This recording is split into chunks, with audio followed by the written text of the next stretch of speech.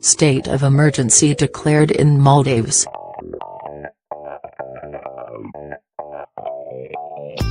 Political unrest in the Republic of Maldives prompted the Asian nation's president on Monday to declare a state of emergency for 15 days. The move, which gives President Abdullah Yameen Abdul Gayoom power to arrest and detain people, reflects a power struggle between the island nation's Supreme Court and its government. During this time, though certain rights will be restricted, general movements, services and businesses will not be affected, said a statement from the office of the president. The court last week ordered the release of political prisoners and the reinstatement of elected members of parliament that would give the political opposition majority power. But President Yameen has rejected adhering to the court order.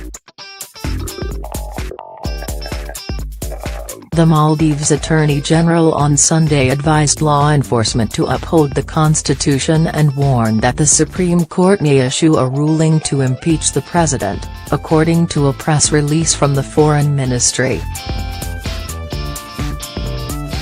On Monday, the tension escalated when Maldives' National Defense Forces reportedly broke into the Supreme Court in the capital city of Malé. Security forces blockaded and locked the Supreme Court building from outside and hence the justices are without any food, Maldives' former Attorney General Husnu al-Saud tweeted. Former President Maumoon Abdul Gayoom was also arrested on Monday, according to his family. The former leader stated earlier in the day that police has surrounded his residence.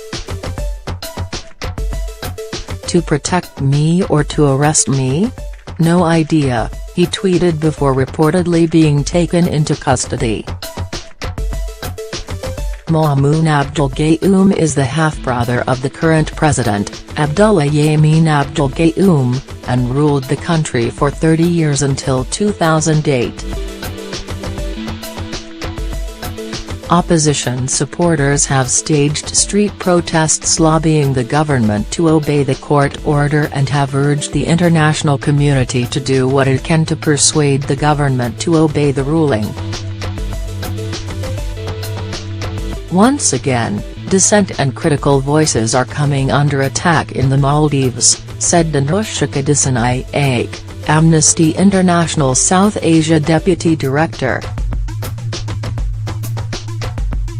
Instead of respecting and implementing the Supreme Court's ruling, the government is riding roughshod over any notion of justice and arbitrarily detaining members of the opposition. During the emergency period, the Maldives president said, "The safety of all Maldivians and foreigners living in and visiting the Maldives will be ensured." The U.S. State Department said in a press release that it supports the Supreme Court's decision and it is imperative that the Maldivian president, government, and security services uphold the constitution and rule of law and implement the court's ruling in full. China, the United Kingdom and India have issued travel warnings to Maldives.